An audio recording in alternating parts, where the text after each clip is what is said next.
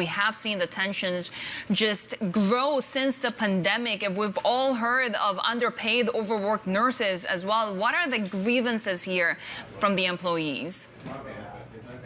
Right. Well, thanks for having me. The main grievance really is just that there simply aren't enough workers. A lot of folks, according to people who work at Kaiser clinics and facilities, as well as the union, were burned out and quit during the pandemic. And a lot of those folks, the union says, have not been replaced at a rate fast enough to ease workloads and provide a safe environment for patients. So much of this is, has been exacerbated by the sheer pressures of the pandemic, right?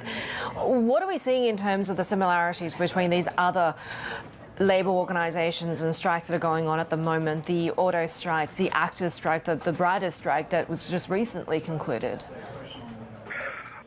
Right. Well, there certainly are more similarities than you would think.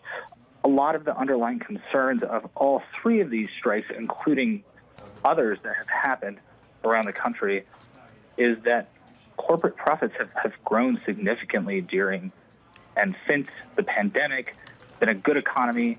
There's a tight labor market.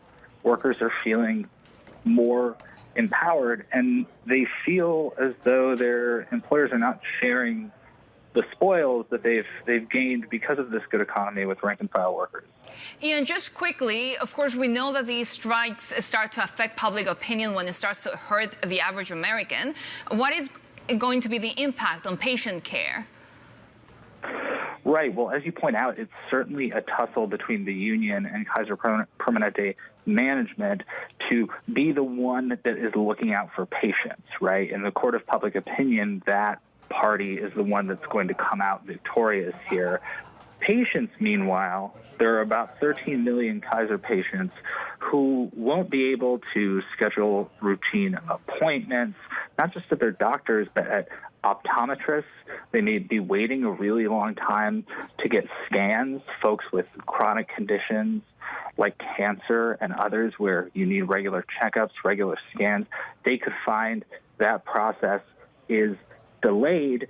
Granted, this is only a 3-day strike, so for the moment, those delays will not be long-term, but I've talked to some folks affiliated with the union who have suggested there could be more of these strikes going forward if they can't figure out a deal with Kaiser Permanente, and the two parties, I might add, are still at the bargaining table trying to figure it out. They were there all last night, worked through the night, but they're still pretty far apart on some key issues, according to sources I've spoken with.